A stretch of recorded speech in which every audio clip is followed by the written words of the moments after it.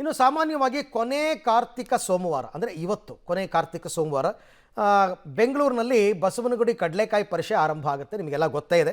ಅದೇ ರೀತಿ ಕಡಲೆಕಾಯಿ ಪರಿಷೆಗೆ ಚಾಲನೆ ಸಿಕ್ಕಿದೆ ಆಲ್ಮೋಸ್ಟ್ ಈಗಾಗಲೇ. ದೊಡ್ಡ ಗಣಪ ಮತ್ತು ದೊಡ್ಡ ಬಸವನ ಸನ್ನಿಧಾನದಲ್ಲಿ 2 ದಿನಗಳ ಕಾಲ ಐತಿಹಾಸಿಕ ಪರಿಷೆ ನಡೆಯುತ್ತೆ. ಈ ಪರಿಷೆಗೆ DCM DK ಶಿವಕುಮಾರ್, ಮುಜರಾಯಿ ಸಚಿವ ರಾಮಲಿಂಗಾರೆಡ್ಡಿ ಎಲ್ಲ ಚಾಲನೆಯನ್ನು ನೀಡಿದ್ದಾರೆ. ಕಡಲೆಕಾಯಿ ಪರಿಷೆ ಇತಿಹಾಸದಲ್ಲೇ ಇದೇ ಮೊದಲ ಬಾರಿಗೆ ಸುಮಾರು 4 ರಿಂದ 5 ಸಾವಿರ ಅಂಗಡಿಗಳಿಗೆ ಟ್ಯಾಕ್ಸ್ ಫ್ರೀಯಾಗಿ ಅಂಗಡಿಗಳನ್ನು ಹಾಕೋದಕ್ಕೆ ಅವಕಾಶವನ್ನು ಮಾಡಿಕೊಡಲಾಗಿದೆ. ರಸ್ತೆಗಳೆಲ್ಲ ದೀಪಾಲಂಕಾರ ಮಾಡಿದ್ದಾರೆ. ಸಂಜೆ 6:15ಕ್ಕೆ ಕೆಂಪಾಬುದಿ ಕೆರೆಯಲ್ಲಿ ವಿಶೇಷ ತೆಪ್ಪೋತ್ಸವ ಕೂಡ ನಡೆಯುತ್ತೆ. ಭಕ್ತರಿಗೆ ವಿಶೇಷ ಸಾಲಿನ ದರ್ಶನ ವ್ಯವಸ್ಥೆ ಹಾಗೂ ಹಿರಿಯರಿಗೆ ವಿಶೇಷ ಕ್ಯೂ ಅನ್ನು ಕೂಡ ವ್ಯವಸ್ಥೆಯನ್ನು ಕಲ್ಪಿಸ್ಕೊಟ್ಟಿದ್ದಾರೆ. ಆಮೇಲೆ ಕಡಲೆಕಾಯಿ ಪರಿಷೆ ಅಂದರೆ ಬೆಂಗಳೂರಿಗರಿಗೆ ಗೊತ್ತು ಸಾಮಾನ್ಯ ಹೇಗೆ ನಡೆಯುತ್ತೆ ಅಂತ. ಅದೊಂದು ದೊಡ್ಡ ಜಾತ್ರೆ. ಕಡಲೆಕಾಯಿ ಕೊಂಡ್ಕೊಳ್ಳೋಕ್ಕೂ ಹೋಗ್ತಾರೆ. ಆಮೇಲೆ ನಮಗೆ ಬಂದಿರೋ ಮಾಹಿತಿ ಪ್ರಕಾರ ಕೇರಳ, ತಮಿಳುನಾಡು, ಆಂಧ್ರದಿಂದಲೂ ಕೂಡ ಕಡಲೆಕಾಯಿ ಬೆಳೆಗಾರರು, ರೈತರು ಬಂದಿದ್ದಾರಂತೆ. ಬೇರೆ ಬೇರೆ ತಳಿಯ ಕಡಲೆಕಾಯಿಗಳನ್ನ ಮಾರಾಟ ಮಾಡ್ತಾರೆ. ಜೊತೆಗೆ ಒಂದು ಜಾತ್ರೆ ಹೇಗಿರುತ್ತೆ ಆ ರೀತಿ ಬೆಂಗಳೂರಿನಲ್ಲಿ ನಡೆಯುವ 2 ದಿನಗಳ ಜಾತ್ರೆ ಅಂತಂದರೆ ತಪ್ಪಾಗಲಿಕ್ಕಿಲ್ಲ. ಸಾಯಂಕಾಲ ಟೈಮ್ನಲ್ಲಿ ಬೆಂಗಳೂರಿಗರುಗಳು ಹೋಗೋದು, ಇಡೀ ಆ ರೋಡಲ್ಲೆಲ್ಲ ಓಡಾಡೋದು, ಬಸವನಗುಡಿನಲ್ಲಿ ಅಡ್ಡಾಡೋದು, ಇವೆಲ್ಲ ಒಂದು ರೀತಿಯಲ್ಲಿ ಚೆನ್ನಾಗಿರುತ್ತೆ. ಇವತ್ತಿನಿಂದ 2 ದಿನ ಈಗಾಗಲೇ ಅದಕ್ಕೆ ಚಾಲನೆ ಕೂಡ ಸಿಕ್ಕಿದೆ. 2 ದಿನಗಳ ಕಾಲ ನಡೆಯುವಂತಹ ಐತಿಹಾಸಿಕ ಪರಿಷೆ ಕಡೇ ಕಾರ್ತಿಕ ಸೋಮವಾರ, ಪ್ರತಿ ವರ್ಷ ಕೊನೆ ಕಾರ್ತಿಕ ಸೋಮವಾರ ಇದಕ್ಕೆ ಚಾಲನೆ ಸಿಗ್ತಕ್ಕಂಥದ್ದು. ಹಾಗಾಗಿ ಇವತ್ತು ಕೂಡ ಈ ಕಡಲೆಕಾಯಿ ಪರಿಷೆಗೆ ಚಾಲನೆ ಸಿಕ್ಕಿದೆ. ದೊಡ್ಡ ಗಣಪ ಮತ್ತು ದೊಡ್ಡ ಬಸವನ ಸನ್ನಿಧಾನ, ನೀವು ದೇವಸ್ಥಾನಕ್ಕೆ ಹೋಗಿರ್ತೀರ, ದೊಡ್ಡ ಗಣಪತಿ ದೇವಸ್ಥಾನ, ದೊಡ್ಡ ಬಸವಣ್ಣ ದೇವಸ್ಥಾನ ನೋಡಿದಿರಲ್ಲ, ಅಲ್ಲೇ ಚಾಲನೆ ಸಿಗ್ತಕ್ಕಂಥದ್ದು.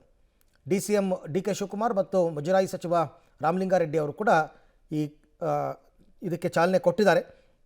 ಇದೇ ಮೊದಲನೇ ಬಾರಿಗೆ ವ್ಯಾಪಾರಸ್ಥರಿಗೆ ಅನುಕೂಲ ಆಗಲಿ ಅಂತ 4 ರಿಂದ 5 ಸಾವಿರ ಅಂಗಡಿಗಳಿಗೆ ತೆರಿಗೆ ಮುಕ್ತ ಮಾಡಿಕೊಟ್ಟಿದ್ದಾರೆ. ಆಗ್ತಾ ಇದೆ. ನಾವು ಪ್ರತಿ ವರ್ಷ ಬರ್ತೀವಿ ಕಡಲೆ ಪರಿಷೆಗೆ, ಯಾವಾಗಲೂ ತಪ್ಸಲ್ಲ. ತುಂಬ ಖುಷಿ ಆಗುತ್ತೆ ಜಾತ್ರೆ ನೋಡೋಕ್ಕೆ.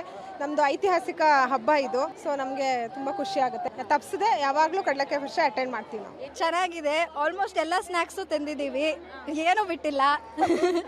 ತಿನ್ನೋಕಷ್ಟೇ ತಿಂದಿರೋದು, ತಗೊಳ್ಳೋದೇನೋ ತಗೊಂಡಿಲ್ಲ, ಇನ್ನೂ ತಗೋಬೇಕು. ಚೆನ್ನಾಗಿರುತ್ತೆ. ಎಲ್ಲ ಡಿಫ್ರೆಂಟ್ ಟೈಪ್ಸ್ ಆಫ್ ಗ್ರೌಂಡ್ನಟ್ ಸಿಗುತ್ತೆ. ಕಡಲೆಕಾಯಿ ಎಲ್ಲ ತುಂಬ ಚೆನ್ನಾಗಿರುತ್ತೆ. ಇಲ್ಲ ಪರ್ಚೇಸಿಂಗ್ ತುಂಬ ಚೆನ್ನಾಗಿರುತ್ತೆ. ಇಲ್ಲಂತೂ ಈ ಥರದ್ದು ಬ್ಯಾಂಗ್ಳೂರ್ ನಡೆಯುತ್ತೆ ಅಲ್ವಾ. ಬಟ್ ದೇವಸ್ಥಾನಕ್ಕೆ ಹೋಗೋಕ್ಕಾಗಲ್ಲ, ತುಂಬ ರಶ್ ಇರ್ತಾರೆ ಇವಾಗಂತೂ. ಶಾಪಿಂಗ್ಸ್ ಎಲ್ಲ ಚೆನ್ನಾಗಿರುತ್ತೆ ಈಗ ಇಲ್ಲಿ.